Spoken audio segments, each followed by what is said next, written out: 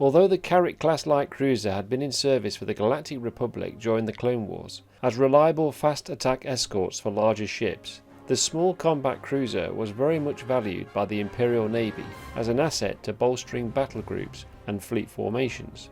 The Carrick class was designed and produced by the Demorian Manufacturing Corporation, a small starship company located on the core worlds of Acels. The service of the Carrick class was continued from the earliest days of Palpatine's New Order, and its excellent design ensured it was robust in combat when battling larger and newer ships. Therefore the Imperial Navy acknowledged its value and were reluctant to retire these ships due to their capabilities, speed, manoeuvrability, versatility and durability. Classed as a frigate vessel, Navy regulations assigned the Carrick class as a support vessel for sector patrol in pacified Imperial sectors. They were typically placed as a rearguard fleet vessel and were effective against starfighter attacks attempting to attack large capital ships. While not a match for most large warships, a Carrick class in open space could outrun most threats that it could not attack directly, and also its speed meant it was tough enough to break through a blockading fleet. Older models of the ship were refitted and used as private transports for planetary governors, sector moffs and other Imperial dignitaries. They were also called upon for courier missions and when coupled up with other ships for scouting duties. After the fall of the Empire, Imperial forces became more and more stretched. The light cruisers saw increased frontline duty, with disastrous results when sent against slower and heavily armed warships. Throughout the Carrick class's history, the vessel's design was so popular it was used by many different factions including the Rebel Alliance, the New Republic and the Dark Empire, to name a few.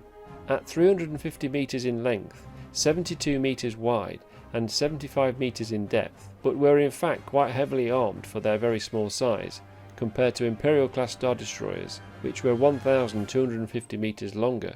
The standard Imperial armaments configuration for a Carrick class were 10 heavy turbo lasers, 2 at the bow, 3 at the port side, 3 at the starboard side and 2 at the stern.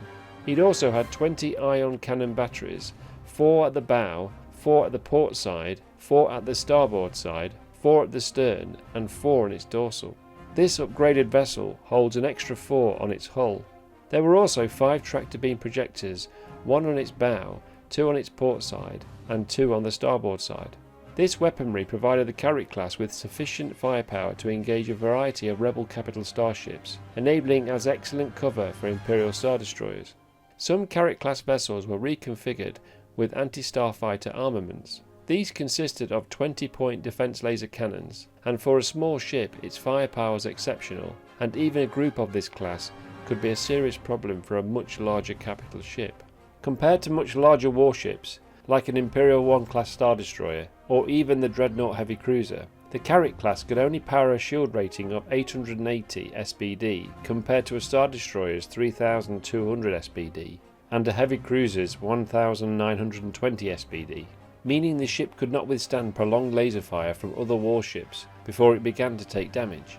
Similar to the Victory class Star Destroyer, the weakened shield and hull ratings was an energy saving to power the increased speed to the ion engines and the ion or laser cannon weaponry. Also, the light cruiser's hull rating of 480 RU meant its hull could withstand far less damage than an SD with 1520 RU. The ship was fitted with powerful sublight engines that gave the Carrick class the speed of 80 megalight per hour, which almost met the speed of a standard TIE fighter, making it one of the fastest cruisers in the Imperial fleet. The vessel was also equipped with a Class 1 hyperdrive. On board, the vessel carried 1,070 officers and enlisted, 85 gunners, and transported up to 142 troopers as passengers. The ship required a skeleton crew of 500 to operate the ship, but this was due to a reliance on manual technology. It also could support the crew up to 1 year of consumables. While the newer vessels held minimal crews supported by a heavy concentration of droid technology, even the refitted dreadnoughts needed more actual crewmen than any other vessel currently in Imperial service. Unlike many ships of its size, the Carrick class internal design involved multiple divided compartments, each with its own modular support system. The system was designed to contain and isolate hull breaches and limit the loss of life to the crew. It was common for a crew to be found alive by survival teams after floating on board Carrick class debris. The compartments of the ship were divided by strong reinforced bulkheads, which meant its structural integrity remained intact, ensuring the vessel could sustain prolonged attacks for its size. Due to the amount of space taken by all the internal compartments and systems, this meant the Carrick class was the largest Imperial vessel which did not have the space for internal hangar bays to be included as part of its design. Despite this, the vessel's compartment included cargo capacity for 3,500 metric tons. Externally, the Carrick class's appearance was not as distinctive as an Imperial class Star Destroyer, but did possess a couple of features worth noting.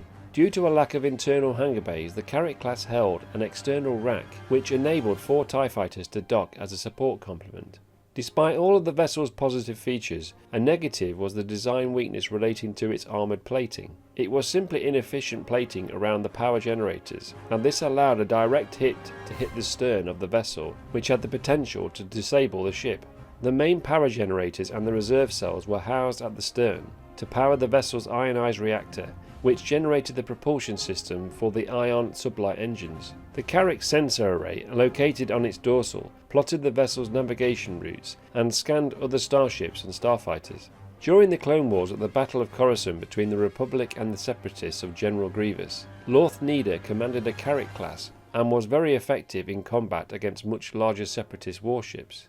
Needer is famous for his appearance as the captain of the Star Destroyer Avenger in Empire Strikes Back, where Needer was killed by Darth Vader for losing the Millennium Falcon. As an introduction to the Star Wars universe, the Carrick class light cruiser was introduced in 1989 inside the Star Wars Rules Companion, featured inside Greg Gordon's role-playing game supplement. It was also included in the first illustrated Imperial Sourcebook of the same year, in 1991. That's all for today. For more Imperial Explained videos, please give a like and subscribe. Thank you for watching, and as always, long live the Empire.